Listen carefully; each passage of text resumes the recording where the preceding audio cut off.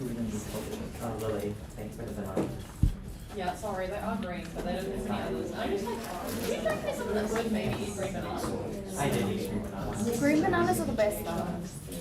Hi, that's what I said. I was like, surely some people like green bananas. Cool, I think we're live now. Hello everyone, welcome to round 3 of the New Zealand Schools Debating Championships. So I would like to invite the adjudicator to give his gender pronouns and name. Well, hi everyone, my name is Keir. I'll be judging this debate. You can refer to me as he or they. Great. And the motion of this round is this House would abolish national secondary education standards, e.g. NCEA, in favour of secondary schools establishing their own curriculum and accreditations. And on the affirmative, we have Kahurangi Marlborough. Would you like to give your names and pronouns? I'm Riley, I'm the first speaker, he, him. Kia ora, I'm Finn, I'm the second speaker, and reply, he, him. Kia ora, I'm Stella, third speaker, she, they. Great. And on the negating, we have Waikato, name and speaker pronouns. Hi, I'm Jess, my pronouns are she, her, and I speak first in leaders. Hi, I'm Katie, I'm second, and my pronouns are she, her. Hi, I'm Daniel, I'm third, and my pronouns are he, him. Great. So then, without further ado, we'll invite up the affirmative first to begin their team's case. Here we go.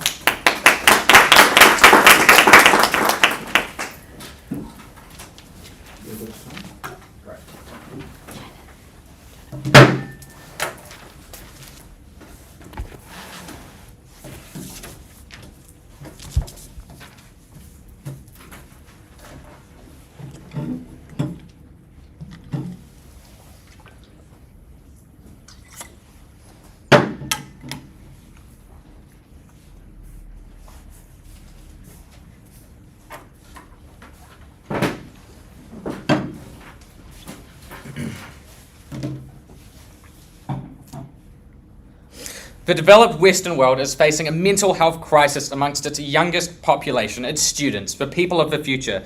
We on the affirmative team believe that we can create the best mental health outcomes specifically for students and how that makes them achieve more educationally from this. This will be our path to victory and how we will win. I will touch on our model briefly before going into my 3 points. My first one being how we get better student well-being. My second one being how marginalised people will get better outcomes under our system. And our third point being on a brief touch on how we get a better schooling culture. So our model, we would remove the legal obligation to follow NCEA, etc. gradually. We'd phase it out so schools can switch off gradually. They don't have to make it immediately. They must meet minimum literacy and numeracy requirements, which are done by testing, which does not award them any extra points or anything. It's not like a standard. They will be investigated if they do not meet these, and if it's based off of like the circumstance of the region. Obviously, we can take that nuance, we can apply that based on like the environment in which the school is in. Teachers designing these curriculums will be receiving more pay from the government, obviously, to compensate them for what they're doing here. So why do schools have the incentive to make a better curriculum? Let me briefly touch on this. There are a few main reasons. First one, they must meet the minimum requirement, or else they will obviously get investigated. They don't want this to happen. Second of all, teachers are generally passionate.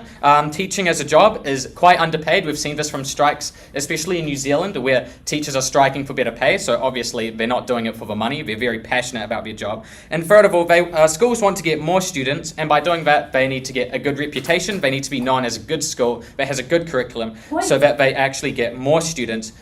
Whereas on the other side, if they have a bad reputation, obviously they're going to get less students overall. Let me touch on to my first point. We get a better well-being for students. So for some context, as I've already stated, students are incredibly stressed out and facing a mental health crisis. We have seen from lots of awareness about this being presented, like more mental health awareness. We've had campaigns about it in the first place. This is a major issue. So let me touch on my first reason why. Well, there's no more pressure to hit a certain level of credits. You don't have to hit that magical number mandated by the government in order to pass level 1, level 2, and level 3 in order to get qualifications in the first place. Schools really care about students' well-being, so they will have standards that are more realistic. They may not have credit requirements in the first place, and if they do, they will be more realistic for the region based off of what the students want and need. Second of all, standards will be better catered to students. So some standards under the status quo are just objectively harder than others, but give you less in return. This is unavoidable for some students to have to face in some pathways, because you have to do some standards if you want to pursue, say, physics or whatnot, and under our system, under their system, sorry, nothing can be done about it by the teachers because they cannot just simply go up and say, NCEA, we should change this right now. They can't do that. There needs to be a long, drawn-out motion for it to even occur, and they can't get it region-specific based because it has to be standardized. Under our system, in our world, students... standards set by schools that students find immensely challenging can be backed by statistics, obviously, so you can't just lie and say, oh, this is too hard. They'll be able to check statistically as well. Will be changed for the benefit of the region, of the school in particular, rather than simply having standards that students find incredibly tough and being unable to do anything about it. The outcome of this is that we get better mental health because there's less stress about something that decides your entire future as a student. You're already incredibly stressed out by credits under their system because it dictates your university pathways, what jobs you can get, stuff like that. Incredibly important, will affect your entire life, and that is stressful to deal with. Under our system, there's less of that, so you're less stressed. And you can also turn to teachers and rest assured that they can potentially make change that will benefit you and lessen that stress overall. You can turn to them and have your faith in them to try and make those adjustments rather than knowing that teachers don't really have the power to change standards in the first place. And this means that they will obviously get better educational outcomes because they're less stressed. They can focus more on the schoolwork without worrying about what they actually achieve. They don't have to worry about that sort of thing in general, so they have more time to dedicate to their work. They're less stressed about it. And even if you don't buy our educational material that I will present throughout this case, we believe that education should not push students to the point of harming themselves and potentially taking their lives, but rather it should focus on their well-being specifically. If education is harming the students, obviously it is doing something wrong, and we stand for the students' well-being. On my second point, why marginalised people get better outcomes. So standardised tests are not made for people with physical or mental disabilities. They're not made for neurodivergent students because it's a standardised test made for the average student, and these people would not be considered average. Why will schools want to develop good curriculums for these students? Well, it gives them a steady stream of students because these students obviously have not been catered to in the past. So if a school is catering to them now, then the students will want to go over there. They have that incentive to get that good quality education. Those parents want their kids to grow up in a good, caring environment that has not been seen under the standardized testing system. So first of all, more appropriate schools based on culture. So schools in regions like parts of London are majority Muslim, and the standardized schooling of Britain means that these students may not be able to relate to the schooling and the work as much. This can be small things that we generally don't think about, like the wording and names of tests and the way that they are worded in specific. The more relatable names and stuff that makes them feel slightly more accepted overall, that are more relevant to them as people in these specific communities. Second of all, the more thing we're focusing on more is that current NCEA systems leave neurodivergent students behind because they're not made for them in the first place, as I stated. They can't account for their specific needs. Some students may just struggle with being attentive in the first place. They may struggle to remember certain facts. They may be non-verbal in the first place. And this is just, the system does not account for these people in the first place. We, on our side, can create curriculums that support these students, support their needs, and provide them better outcomes. So the outcome of this is that these students feel less isolated. So they feel more accepted by schools because we're catering to their needs, obviously, compared to the status quo where they aren't getting catered to at all. This means that they will achieve better because they feel accepted. They feel like they can turn to their teachers and really talk to them about what they're struggling with, and also that it's catered to them. Generally, non-verbal students would probably struggle with speech and whatnot. Students that are inattentive will struggle with learning. So we can focus on that and specifically get good outcomes for them. And this gives them, it means that they won't feel disheartened having to face our current standards and whatnot. I'll take a PI real quick. Do we not have special assessment requirements which mean that dyslexic students get extra time in standardised testing in the first place in the status quo? We do have some of these, but I believe that it does not go far enough in making these students feel accepted and giving them the good outcomes that they need, and that it does not really, when you have to meet certain credit requirements in order to be qualified, it does not help these students when they simply can't achieve this due to things out of their control in the first place. And now let me continue. These students will not feel disheartened by national standards and expectations surrounding those if they can't achieve them in the first place, because now they will be able to achieve standards set by their school rather than being unable to achieve the standards set by the nation for students that do not have their specific learning needs and what they require to get. overall, this point is really important because we've seen these students have been left behind already. We want to make sure that they feel valued, and they couldn't choose to be born with specific conditions or not. So obviously we should not devalue them in our society just because of what they were born with. Instead, we should help them out, and it's our duty to help them out based on that. My speaker will go more in depth on better school and culture. Thank you.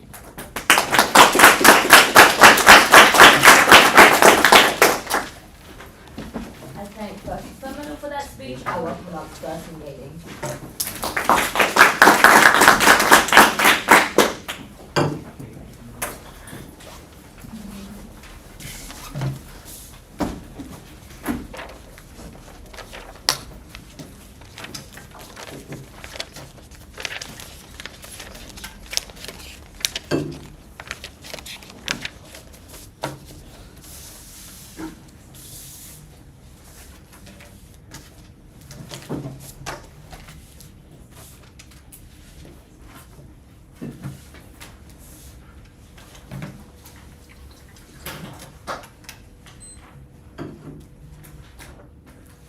Students' mental health is only going to get worse when they are stressed out by the fact that the qualifications that their school offers may not be adequate enough to allow them into the university that allows them to unlock the career that they feel like they've been working so hard towards. They lose on that point right there. 3 points for the House today. Why quality of education decreases within secondary schools. Secondly, the harms outside of the education system itself. Katie is then going to extend as to why the government is unable to identify gaps in the labour market preemptively. Very quickly, some setup. We obviously support the status quo, which looks like having a national system mandated by the government, which means that all students are effectively taught the same concepts. Everyone sits nationalised exams at the end of the year that every single student does, or most students do. But thirdly, marking for exams is done outside of the school, and for internals, it is moderated by external teachers.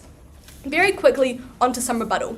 A lot of their material was contingent on the fact that they were able to improve mental health. Like I flagged to you in my intro, they're actually not able to achieve this goal at the point in which, first of all, it makes it more difficult for students to be able to move schools, because if they're being bullied at the school that they're at, they haven't learnt the correct curriculum to be able to move schools easily into the next school. But secondly, they also, there are things that exist in the status quo, like the fact that we have heart order classes, like the fact that schools have therapists, which are actually made to deal with the fact that mental health is an issue and is becoming exceedingly a big deal.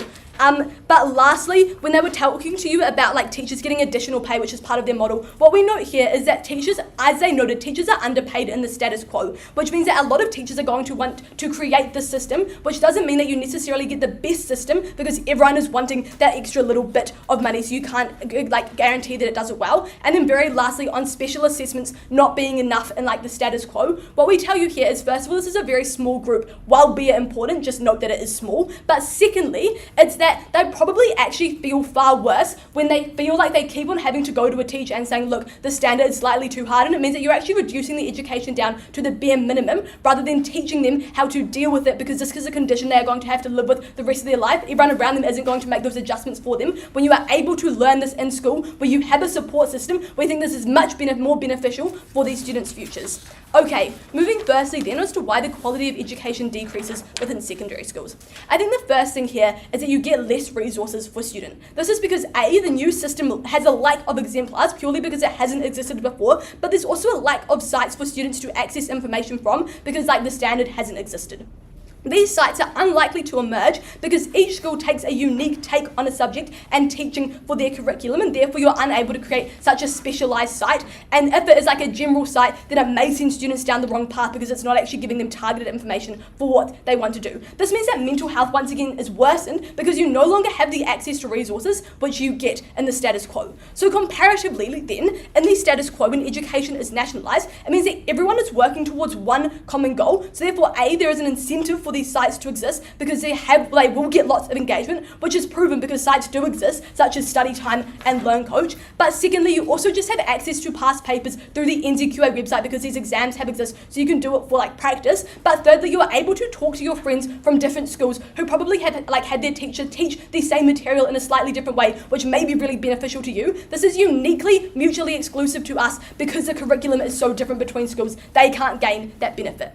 But secondly here, you actually really harm teachers because A, the teachers now have to create new resources to teach from because they are teaching like a new and specialised part of the subject. They can't use the PowerPoint that they've been using to teach the same curriculum for however many years. But secondly, teachers who have spent years and years teaching will find it harder to adjust to a new curriculum because they know the old curriculum that exists. They probably think it is good. They don't want to make that change, which just means that the new system gets like not very good engagement from teachers. But thirdly, new teachers are new teachers who are being trained up are unable to be trained in a really specific way because each school is slightly different. It just means you get like a less quality of training for teachers, which means when they go to teach like a very specialised subject, it's just like less well. But fourthly, in addition to the uni training to be a teachers, when teachers are now hired in a new school, if they've moved between schools, they're going to have to retrain to learn the new system, which just takes away from the time that they can actually be in the classroom. The third mechanism here, and really importantly, is that regional inequality worsens. Why? Students in poorer areas are probably on the back foot from the get-go because their parents may work multiple jobs to keep themselves afloat, which means they just have less time to be attentive to what the child is learning in school and to make sure that their homework is being done. And so therefore the levels of progress that these students get is probably slower because no one is actively pushing them. What this means is that these schools that they attend to will probably cater to a more basic level of education, which sure, admits the guidelines of being able to do really basic maths and English, but doesn't actually allow these students to progress further into, say, going into engineering or medicine, which takes a high level of education. And therefore, what this means is that schools were going to cater to a more basic level of education because that's like good for their reputation. Like they said, they want people to succeed. And so if they've got everyone like passing these really basic standards, they can say we've got like a 90 or 100% pass level, but it doesn't actually mean that these students are passing at a good rate. What this means is that these students aren't offered the same opportunities, which is compounded by the fact that there's now a lack of resources, which means that even if they wanted to go and extend themselves past what their school is teaching them, they are no longer able to because these sites no longer exist in the counterfactual. I think the last mechanism, which is really important here, or the second to last, is that you actually get biased marking because you now have teachers trying to make themselves and their schools look really good. So they scale the marking down, which means that sure, students are getting higher grades, they're not actually getting a higher level of education. This buys in perfectly to what they said told you, which is when they said you can turn to teachers to make adjustments because you feel like it is too hard. Unfortunately, that does not engage in the real world, where if you go into a profession and something is too hard, you can't say, look, sorry, I'm going to opt out of this. You have to learn how to adapt. When you learn how to adapt in a school, it means that you're more prepared for the future. But lastly, you actually get a loss of culture within education. For example, a large part of the New Zealand NCEA curriculum is having Māori integration, which is really important to maintain our cultural identity and cultural preservation. This is no longer mandated under their world, which means that certain schools feel like it may not be important or it paints New Zealand in a bad light, so opt out from teaching that. We think that is really harmful because it shows the Indigenous communities that the government no longer cares about them. You get more polarisation within our community. Secondly then, what are the harms outside of the educated system? The first thing here is that universities can't quantify the comparative level of students' ability because there is confusion as to which students have actually achieved more academically because it has not been on the same scale. I'll take a point. How does your side ensure that curriculums and standards are appropriate for neurodivergent students? Like we told you, you have special assessment requirements, which means it is accessible for neurodivergent students. But also, like, these groups aren't forgotten in the status quo. You've got parts of schools, which is like the Learning Disability Centre or the Physical Disability Centre, which has standards that actually allows these students to excel in a situation where they feel like they are integrated with the mainstream. They don't feel like they're being set into like a separate system and that they are going to be completely like an isolationist from the rest of society. But so what I was saying is that essentially you don't get the same academic scale, which means that universities cannot assess who is actually doing what, which is this doesn't happen on our side because you can see the curriculum, you see who is doing well, and you've got standardized testing. Therefore, it means that universities default to taking students from reputable schools because they feel like that has a guaranteed level of intellect, and this really harms minorities because these schools are probably the ones which are private schools that are more expensive and therefore less accessible. It means that you don't have the same opportunities being afforded to these people. Nextly, choosing a school becomes infinitely more stressful in the way that you now have to focus on what is good academically for you in terms of which school offers the best curriculum, as well as which one offers you best socially, if it's going to an all-girls school, if it's going to a co-ed school. But lastly, also you cannot then focus on what it offers co-curricularly, which means that you are focusing on only the education and missing out on all of these other benefits. I'm so proud to oppose.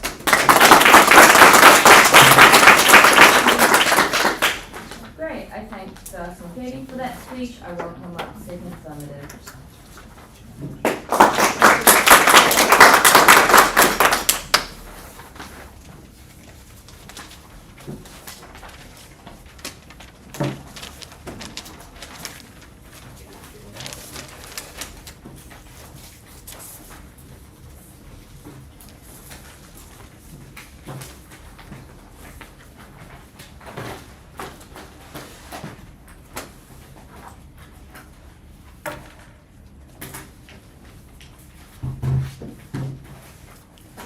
We think that neg runs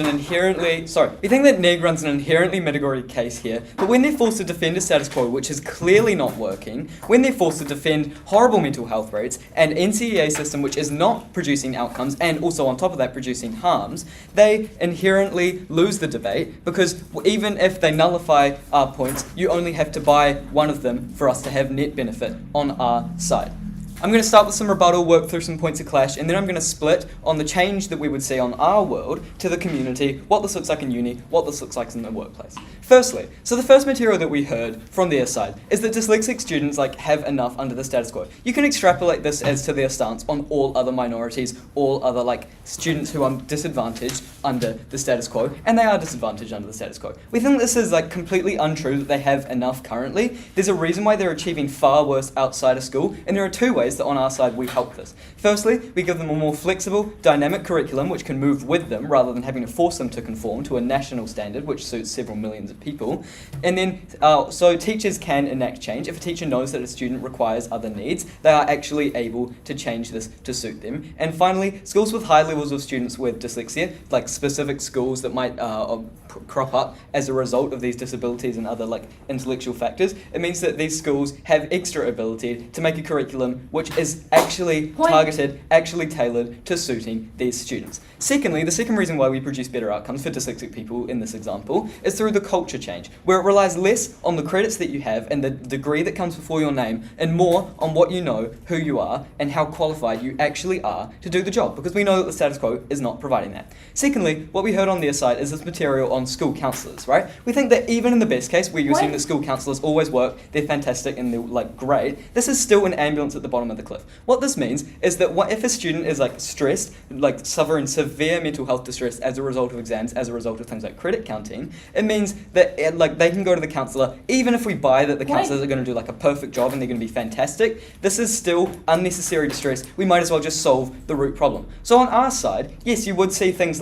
initially students would go to counsellors and be oh, I really don't like the workload for the standard, I don't like this class, it's really bad, it's bad for my mental health, bad for the mental health of those around me. What this means on our side is that the counsellors can actually just go to the board and be hey, we've heard lots about the standard, we want you to change this curriculum, and on our world, they're actually able to. Because on the world that the other opposing side stands for, counsellors essentially have no way to change the root cause. It's not like they can lobby NCEA specifically, it's not like they can actually solve the problem, they're just watching huge amounts of distress, broken children come into their office, and they cannot do anything to fix it. Next, on bullying, we heard that if you're being bullied, you'll just leave school and this is a huge harm because you won't fit into their curriculum. Realistically, you aren't harmed by having to move schools because there are two worlds. Either you went into your school because the school that you go into because they have a really specialised curriculum that goes, you know what you're already doing into university. I'll touch this dichotomy of student later on in my split. But either you know what you're doing or you don't. If you don't know what you're doing, there's really no harm into going to other schools because as Riley told you, most mainstream schools, almost all, will have an incentive to provide a balanced curriculum which has enough range, enough room to provide for everybody. If you do know what you want to do when you leave school, what this means is that you are going to be able to find either another school which suits for this, or you'll have to turn to other options to get rid of the bullying problem. Again, on our side, we stand for solving the root cause of this problem rather than just solving it. Say, go to a different school, go to the counsellor. Next, what we heard from their side is that there's going to be less resources and the harm that this will have on teachers. We think this is actually very easily flipped because less resources only stands up to the extent where you're looking for a specific standard. For example, under the status quo, if you're looking for exemplars and things, you punch in the NCEA number. New Zealand is a relatively small country. You're only going to find examples that people have published, digitized their notes or whatever, put on NZQA. You're only going to find these examples, and this is relatively small compared to what the rest of the world has. On our side, when we offer learning based on the skills and the actual root of what you're learning, as opposed to a standard and all these different externals and internals and whatnot, you are actually able to just Google the skill. You can go on Khan Academy and go how do I do this specific thing? Therefore, you have huge, a lot more amounts of skills. And this is not symmetric. This is exclusive to our side, because on their side, often it's hard to dissect the standard to find out what are the skills you need to know. On their side, you're only learning the standards, you're not learning the skills. And I'll tell you soon on my split how this affects culture at university, the workplace, and beyond. Look, we see that there's no harm on teachers when we can prove that there's actually more resources for people. The same goes for teachers. It's easier for them to prep lessons, like make slideshows, that kind of thing, if they can use resources from a wide range of sources internationally, as opposed to just like an exemplar that a colleague might have made at an old college. So there are no harm on teachers. Finally, on high levels of education, we see the opposing side rest a lot of their case on what happens to the schools where everyone goes and they want to be an engineer, a doctor, learn these high level things. We tell you that, look, under the status quo, there is a reason why there's like expensive private schools filled with high achieving children in places like Auckland, Wellington, Christchurch. There's a reason why these schools are already leaving NCEA. There's a reason why they're just dropping level 1. There's a reason why they're doing the IB program instead of NCEA. If teachers are at the point where they are looking to offshore programs and diplomas as an alternative to NCEA, you know that something is wrong, reform is needed, the status quo is not working, and NEG cannot continue to support it. Look, so we tell you that when they say that like we get rid of the culture of education and take a lot of this out, a lot of this is this toxic private school culture that our world is actually better for the removal of, but also we really just don't buy that we are going to be getting rid of culture which is like beneficial. I'll take a point before I move on to my split.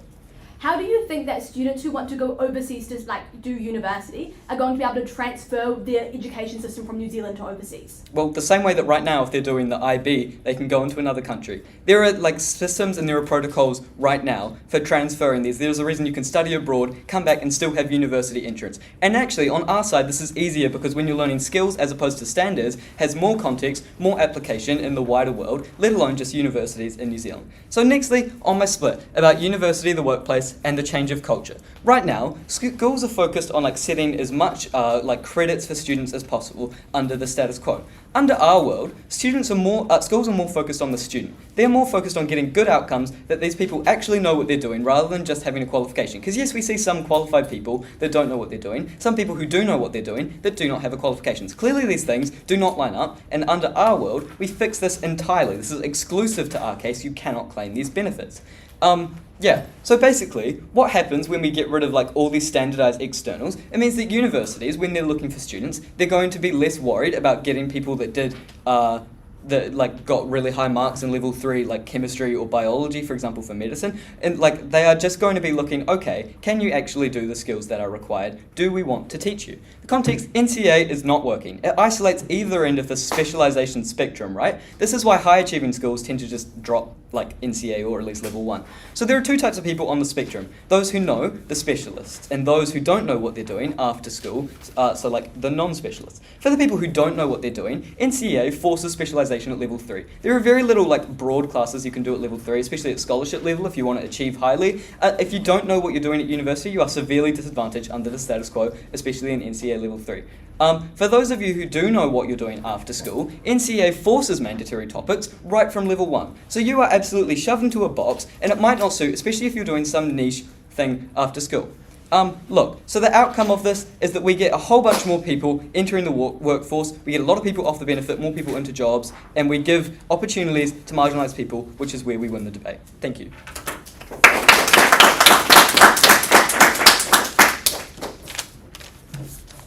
Great, I thank second affirmative for that speech. I welcome up second negating.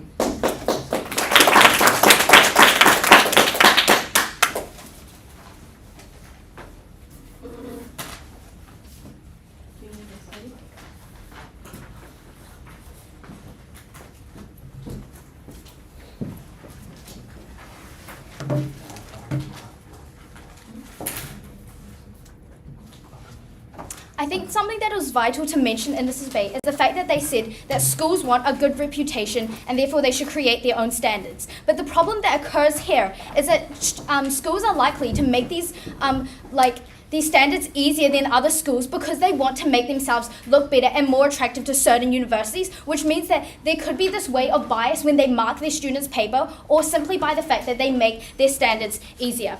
3 things I'll do in my speech. Firstly, on the impact it has on the quality of education and the harms it has on students. Secondly, on the impact of marginalised communities. And thirdly, on how this increases the government's inability to account for certain gaps in the labour force. So firstly, on the impact on the quality of education and the harms of the students. So something we need to mention here is that choosing a school becomes infinitely more stressful because there's this additional academic pressure. When you look at a school, you're no longer be looking like just about the location or just about the certain things they offer. It's also about how good their like curriculum that they've made has, and also the resources they've used to make it, which means that certain schools, maybe there'll be less students going in just because they feel like the people on the margin, in terms of, we know that poor people, they're going to go to like the schools that are nearest them or go to the low decile schools, but the ones on the margin, they're going to pick the schools which have the better resources, the better curriculums, which means that you're going to have overcrowding in these schools due to the people on the margins. And also the universities don't know the base level and the education of these students because each one has a different one.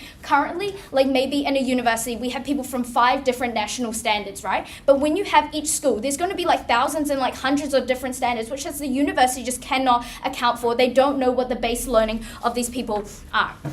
Now, they tell us that like we've told you that this has harms of teachers because of the way they have to create new resources and how like existing resources no longer work. But they tell you how in NZQA they have these small exemplars and like you just like only have a few resources currently, but we tell you that NZQA has like a long list of all the years, like 10 years, 15 years worth of past papers, and also you need if there was like an educational resource that catered to one certain school, they no longer have these websites no longer have the incentive to make these videos purely because not many people are viewing them. But if they were to do it so that it catered just for like the schools, as they want to mention, they're going to show like a wide range of things which they may not necessarily need for that curriculum, or also because we see in like physics there's different like notations for certain things, and this could create more stress because students are going to get confused between what they're seeing and what they're learning in class.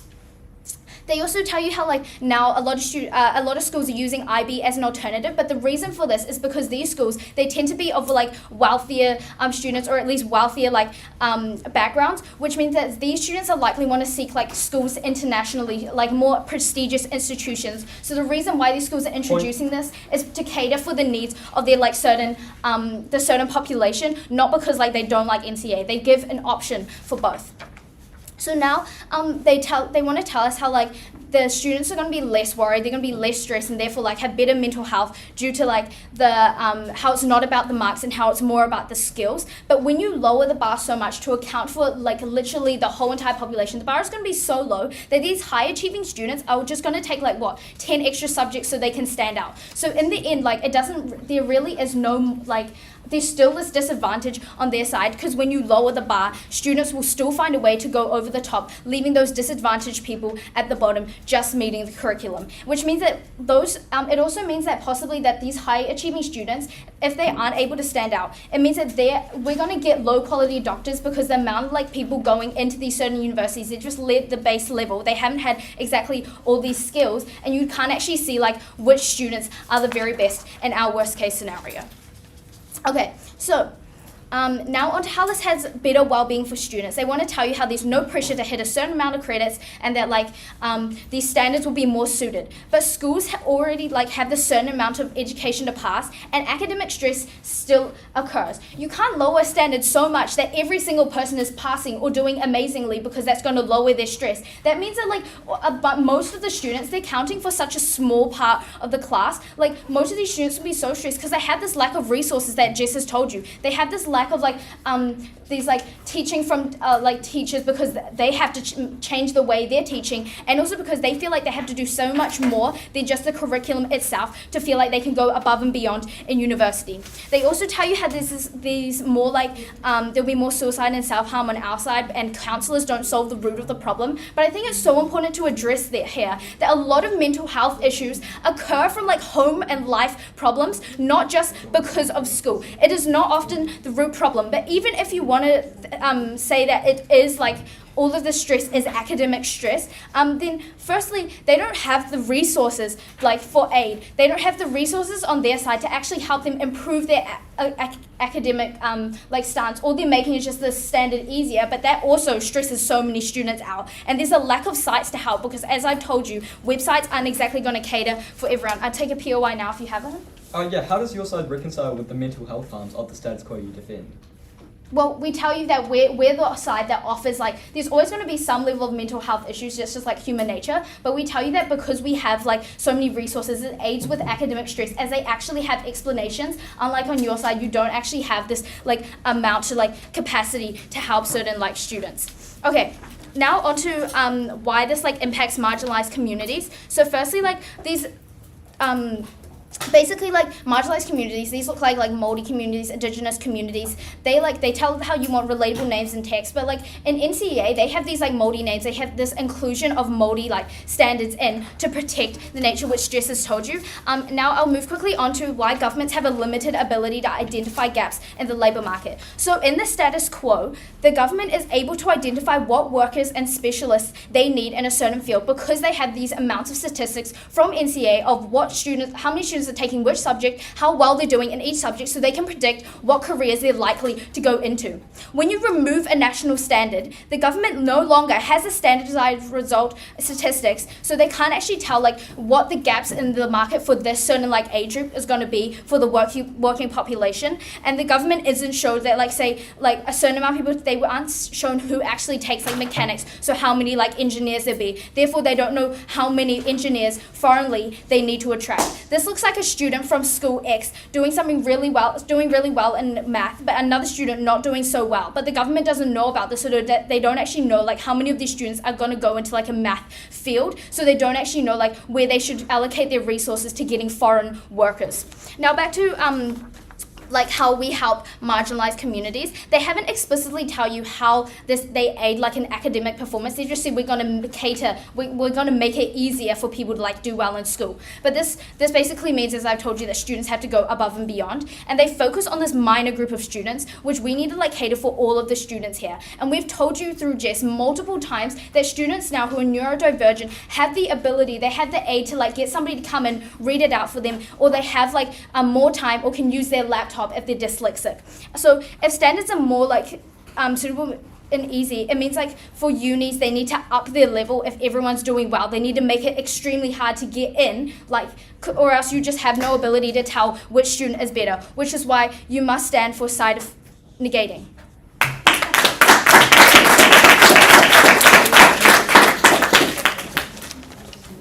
Great. I thank Dr. Negating for that speech. I welcome up third affirmative.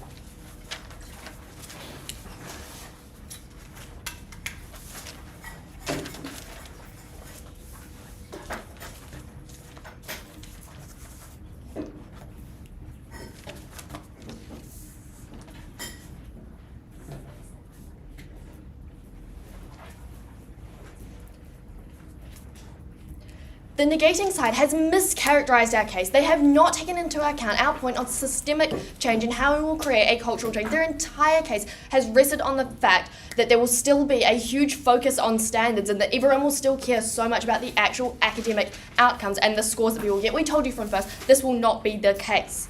So, what have we looked at? We have looked at, first of all, we have 4 points of clash. We have what is better for the mental health of students, what actually creates the best education and the ability to go out into the workplace, whether this actually has much of an impact on teachers, and finally a little bit of a point on minority students and how this impacts them.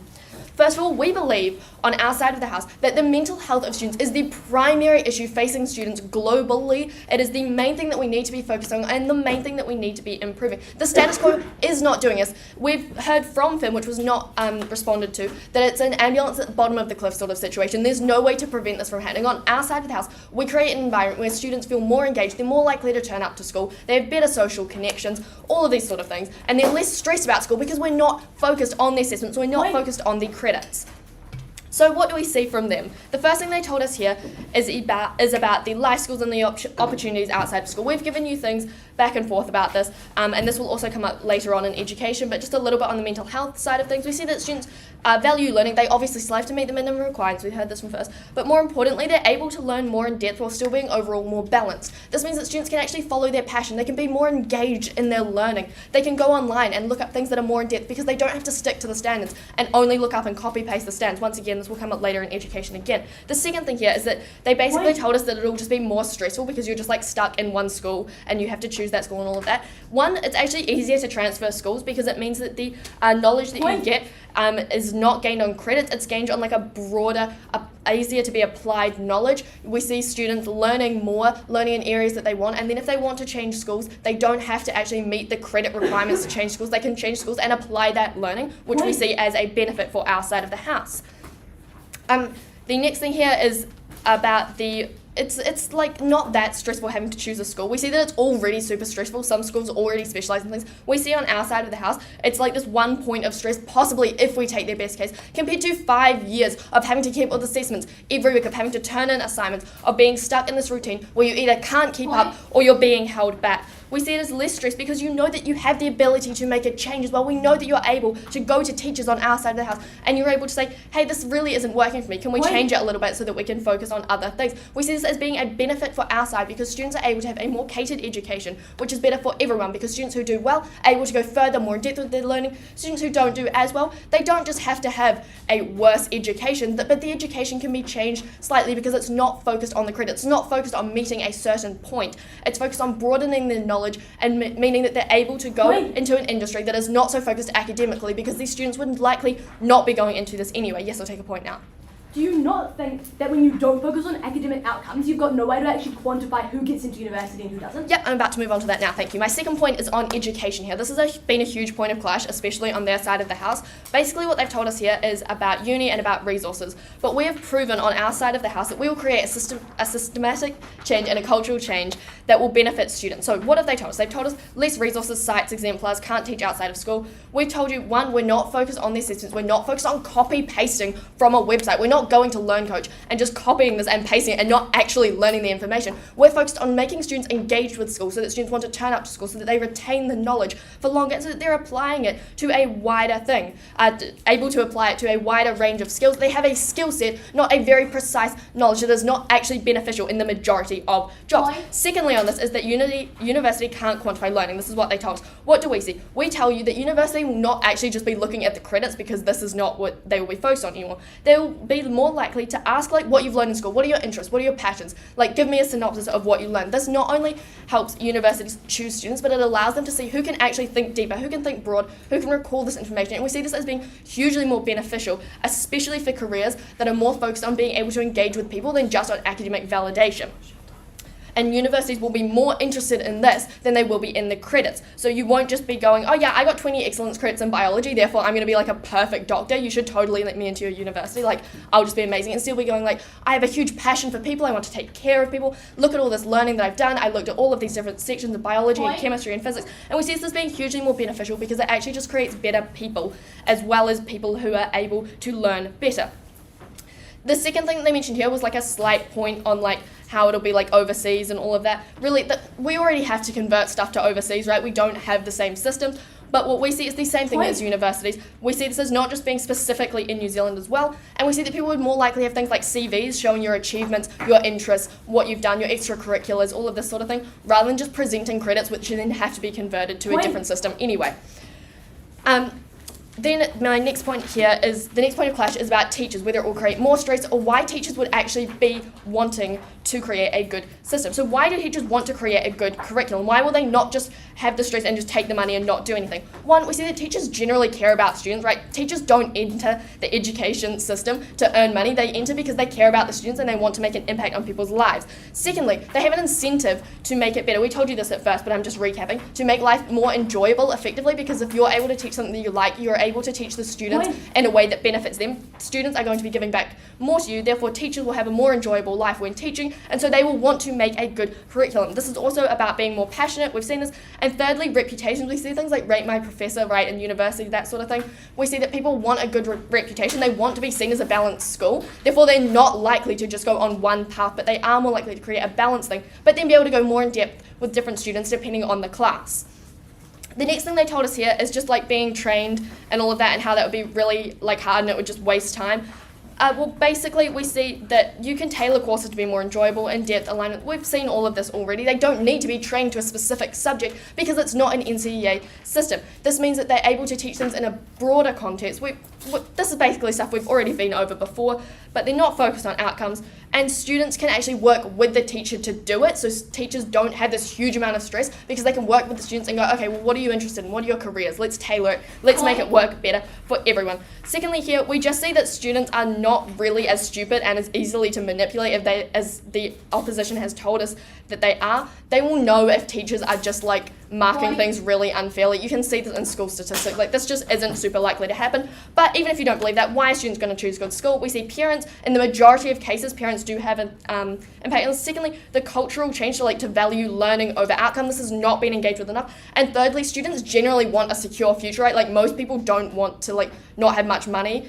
They want to do well in school and all of this. And then just finally, on the final point of clash about minorities, we do see that this is a lesser point, but it is very important for our side of the house. Because we see that currently in the status quo, minorities they don't go to school, they're not able to learn, either because it doesn't reflect them or because they're actually just unable to. This means they're unable to get jobs and all of this, but we see on our side of the house, learning is more important. Schools can cater and tailor to specific communities, they will have a constant stream of students. This is way better for everyone. And just generally, students are not dumb. They will not just go to a school because it's their only option. Generally, we see multiple schools in towns. There's very few towns. This is just not hugely impactful in the debate. And this is why we win, because we solve the current issues in the system. We provide people with better mental health, better education, and it is not the status quo where people are harmed every day by school. Thank you.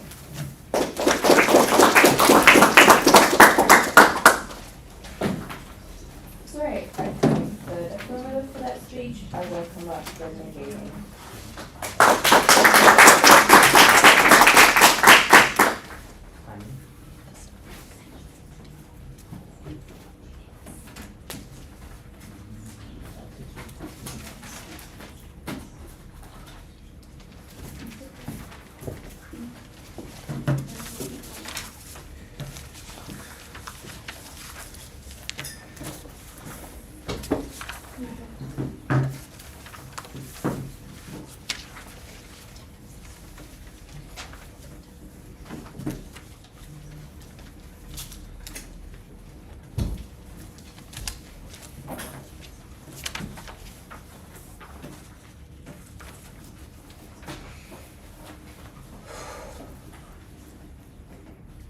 I think it's really important to note in this debate that there's an underlying contradiction in their case. They try to tell you that they want easier standards so you get less academic stress.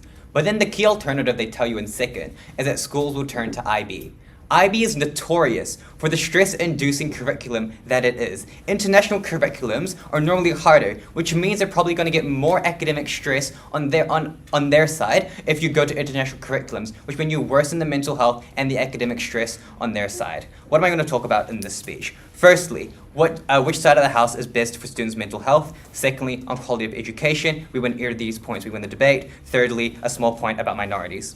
Firstly then, on mental health. They try to tell you that academic stress leads to this really big, harmful mental health issues within our student population. They even go to the extreme and say that this causes suicidal tendencies at first. Firstly, a lot of stress within students is not just purely academic stress. It's a compound of different factors. It's not just your academic stress. It's home life. It's co-curricular life. It's social life. It's all of these factors which contribute to the harmful mental health which you have in your life, not just pure academic stress. Secondly, even if it is harmful academic stress, if you go to the alternative in which they want harder curriculums, that means that academic stress is going to be perpetuated, which means they're probably going to have higher academic stress and their point, which is worse. But if you go to their other side where they want easier standards, what does this create? It creates a culture of giving up because all these students are like, oh, I don't know what to do, but it's okay. I'll just tell my teacher and my teacher will just make the standards lower and lower. Yes, during the school years, you may find that's easier. But in the long run, when you actually have your job, because you haven't been taught to adjust to harder curriculums, you haven't been taught to adjust to hard circumstances, what's going to happen now is you're going to have an even harder time to adjust when you experience a work crisis. You're like, I don't know what to do, I don't know how to adapt. They can't go to their boss and say, sorry boss, can you make this circumstance easier? They can't do that because that's not how the real world works. In the education system though, because if they want to go with this system where you just get the teachers to lower and lower and lower your ability, this creates this giving up culture, but it also means that students probably don't create good habits which we get on our side. Which means you actually don't get, which means even if you get maybe some benefit to their mental health in the short run, in the long run, it's a lot worse for our students in this scenario. So we get worse mental health on our side, and then they try to say under the status quo that schools don't do enough because of like counseling sessions aren't enough or just an ambulance. I think it's enough in this debate though, just to have all these ambulances and mitigate all this stuff about their mental health. Because mental health, I don't think because schools' main priority is to provide a high quality of education. So I think it's unstrategic for them to try to take this debate from a mental health point of view when this debate is not just about mental health but also education. So I think it's just enough for us to mitigate all this mental health material which they give out.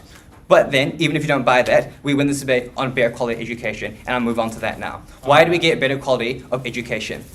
They try to characterize standards as standards which do not have skills needed in education. They try to say if you move away from standards and you go to different curriculums that are created by these high schools, you're gonna learn skills, learn concepts. Firstly, as we've stated, there are no past resources which students can access, which means they can't actually learn how to go into an exam. Yes, they may learn skills in slideshows, but that's not the same as getting into a test and doing the test paper. People understand this is how I do better in a test because I know what the test paper looks like. Secondly then, because I'll reiterate the giving up culture that we've told you, right? Because of this giving up culture, people don't actually feel the need to study. Because what are students going to think? Students are going to think, okay, look, I am struggling with this subject. I'll just fail this test, I'll tell my teacher, I don't know how to do this, and what will the teacher do under their model? The teacher's going to lower the standard even more, which means it's going to be easier. What does this mean though as a general impact? This general impact means you're going to get a less educated population. What does less educated population mean? It means your working population in the future is going to be worse off because they don't know what to do. Yes, they may have a base level of knowledge, but you don't actually get the amount of specialist knowledge which they try to tell you. What does this mean? This whips out the material which Katie tried to tell you about. The government is unable to identify gaps in the labor market because now your general population is probably performing at a worse quality because of this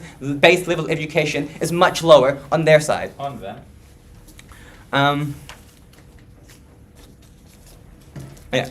And then they try to tell you how in our world, we're going to get easier standards, which means there's going to be less academic stress, so less academic stress is going to mean students perform better. However, in the status quo, because we have resources like past papers and teachers which adhere to the questions of students, we still get a high quality education, right? They try to say on their side, teachers in their world can cater to students. They can answer the questions of these students. In our world, this still exists. We can call it this, right? Because teachers who are passionate about teaching, they're still going to answer questions to these students. They're still going to answer questions about these students. If a student is really interested in a subject, they're going to ask their teacher who they know is passionate about the subject, which means then they're going to get high quality education because they're getting questions from these teachers. This is not mutually exclusive on their side. And then they try to tell you how teachers are going to be able to adjust to the system and how the system sucks because we need reform. Firstly, because of teachers' passion, they will answer questions. But secondly, teachers who have been used to a system for decades and decades, note here, they don't get paid that much. Instead of spending more years to retrain into a new system, they're probably likely just going to retire. You lose a passionate teacher. You lose a teacher who is trained to cater to the needs of students who want to learn about specific subjects. You lose these teachers on our side because these teachers, one, don't get the pay, which exists in both worlds, but secondly, they have to adjust. They have to have more adjustment and more training to adjust to the new systems. Before I move on now to the stuff about neurodivergent students, I'll take your point now. Does your side believe that neurodivergent students are not disadvantaged under the status quo?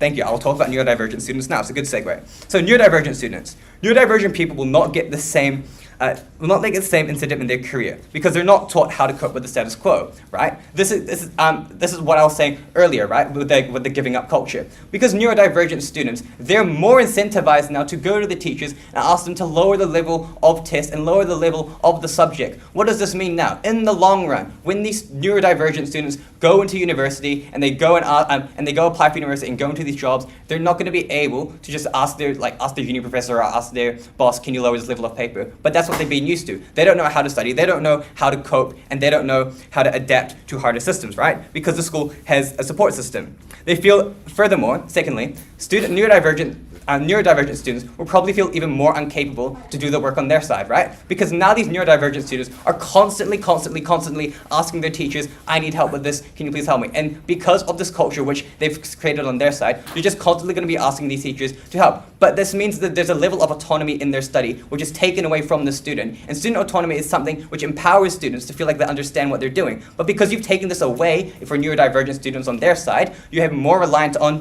these students now feel like they're less capable, right? Which means probably harder for universities to actually accept these students, right? It's really important to note here that therefore, neurodivergent students on our side are actually worse than what they try to believe. Because we protect the neurodivergent students, we're the ones with better mental health, we're the ones who provide a higher quality education. I'm very proud to oppose.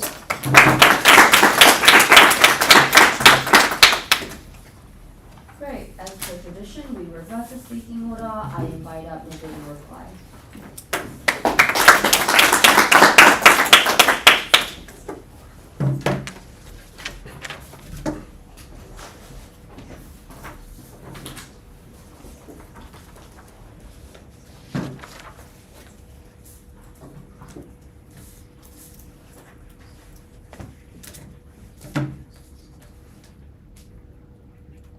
Mental health and quality of education actually go hand in hand, which is why the other team is unable to win today's debate because they can only potentially get like some marginal benefit on mental health, which we don't actually think even exists, but they lose out on that quality of education, therefore are unable to win. So, what are the points of clash in today's debate? Firstly, why proposition isn't able to improve mental health to an extent that that allows them to win. Secondly, why quality of education decreases. And then thirdly, some material on minority groups.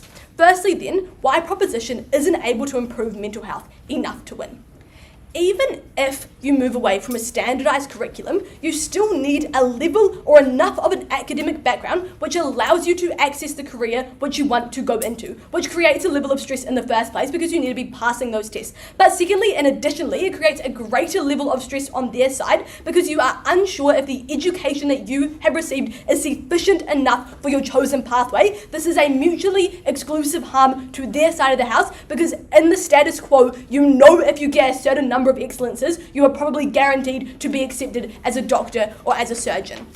But secondly, there is always going to be a level of stress that exists with schoolwork because even when you are making standards easier, it makes people feel like they are incapable of being able to actually deal with the more difficult content, which just means that they take this inferiority complex with them through the rest of their lives and feel like they are never actually able to succeed in like a normal world where you cannot have things scaled down to suit your requirements. But even if you don't actually buy that stress doesn't decrease within schools, we tell you why stress decreases out of schools. This is firstly at uni, you have different levels of education being taught because these systems are so different. So therefore the ideas that they try to tell you have been taught at schools may not actually be that transferable to your course at uni, and therefore you feel like you have left behind within the university course because you lack that level of education. But secondly, just in life, we told you why you haven't built up a level of resilience which allows you to be able to deal with stresses in your life. Daniel told you this at third, I told you this at first, and therefore it means that you've always been able to make things easier, and you have been able to create a separate network. You've been able to create a separate level of being hey look, this is kind of hard, I actually want it to be easier. You've never built up that resilience. We think it's far better to build this resilience up at school because you have a support network. You still live at home, you have school counsellors. Even if it is an ambulance at the bottom of the cliff, that ambulance is still there. That is really important. Secondly, Secondly, though, why quality of education decreases. I think it's really important that they didn't actually really adequately deal with our regional inequality material, which is really important because it impacts those who are already harmed in the status quo and makes those harms so much worse. This is because rather than looking at how much a student has achieved, the university now has no other option but actually to look at the prestige of the school and go, yeah, this school probably on average creates students of higher quality, and therefore you haven't been able to level the playing field, which is what we uniquely can offer. But secondly, they didn't really touch on material that explain why teachers have to retrain, and this takes away from time that they're actually able to teach in a classroom, but it also means that they're probably less likely to engage with the system. But lastly, there is a lack of resources which exists in their world because the standards haven't existed, and therefore you spend time filing through all of these resources which they say is more accessible, but all of the time you spend filing through these resources, you could have spent learning the standard, which is what you get on our side when you have all of this information in a targeted website like Study Coach or whatever it's called, because it is there for you. But lastly then, on minorities. We told you that the Māori culture is going to be forgotten about in subjects. They said it won't, but didn't really give any reasons why it won't. We told you that teachers probably don't feel like it's the most proximate thing, but it's really important to ensure that Indigenous people feel seen. And then lastly, on students with learning disabilities, they have access to additional help in the status quo, but secondly, they probably feel more locked out of the system when they are constantly having to slide down what their assessments are, rather than being actually brought up to a level which allows them to access a career, because that is what people need, a level of education to access those careers. That is why I'm very proud to oppose.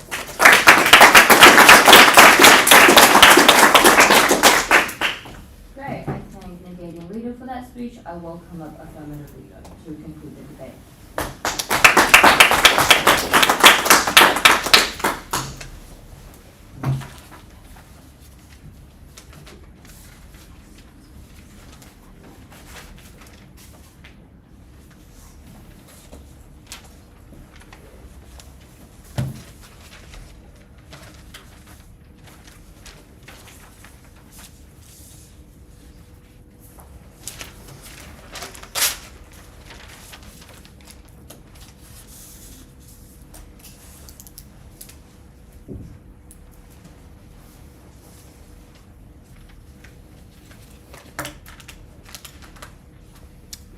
If education was doing a good job, then NEG might actually have a chance of justifying all the French students that drop out right before le bac, the Korean students being truant leading up to their big exams, and New Zealanders' shameful, horrific amount of youth killing themselves every year.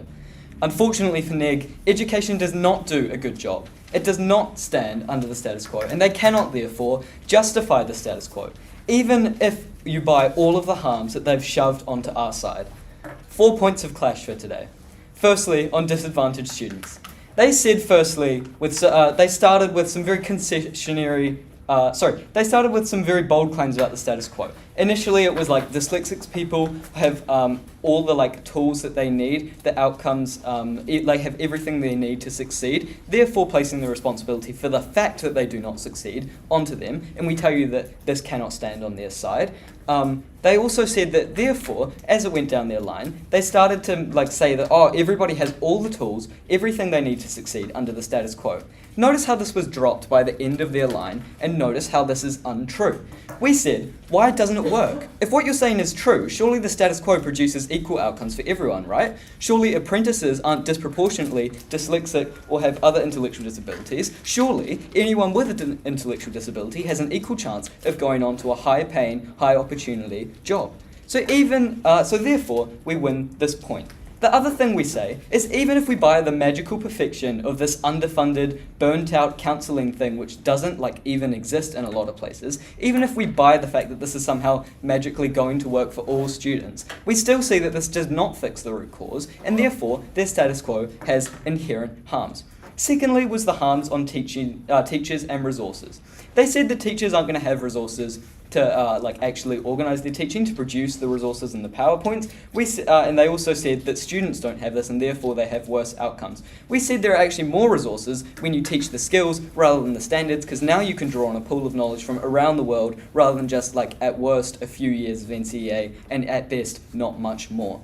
Therefore, we win this point. For the opposition to come up and say that if everyone's going to go to the IB, as you said, it's just not helpful to your case at all. The IB was an example of our case, not our case itself. We told you that this is just another way of showing that the status quo doesn't work. Finally, on cultural change, you said that we're likely to see this like tokenistic behaviour towards New Zealand history or explaining Māori culture. We say that this is completely untrue, and the cultural change that we were bringing to you on our side is actually just based around it's going to be easier to more accessible to go into a job interview and have be judged based off your skills, what you know, rather than the degree and the title that becomes before your name. Finally, therefore we win that point. And finally, on the stress of students. They said that stress comes from other sources too. We say that this actually just doesn't matter. If the stress is there and is removed on our world, we win. So neg in today's debate mitigates to an extent where they have no benefits to their own side. Even if they have perfect rebuttal and remove almost all of our case, which I've told you they didn't, their concessions of their own harms win the debate for us. So in a debate staring down reform, a huge part of our job is to show the harms in neg's world. When neg concedes these harms and doesn't do a perfect job rebutting our benefits, they lose today's debate. So when we prove that mental health gets better alone, and as they say, educational outcomes and mental health go hand in hand, we win the debate. So when the dust settles, right? What still stands? The harms to our world if the opposing team acted perfectly. I told you that they didn't. The benefits to our world stand because op didn't rebut them perfectly. The harms to their world stand because not only do we give you them and they conceded them, but also they're just blatantly true. And finally, the benefits to theirs do not stand because we were not given them. Therefore, we win the debate.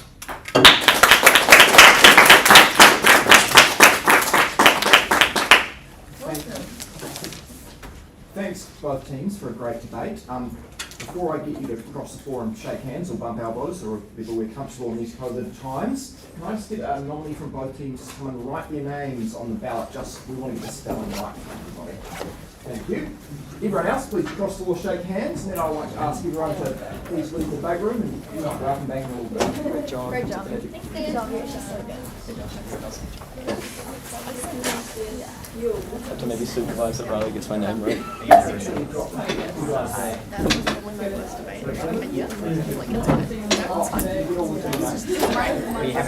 haven't had good debates today.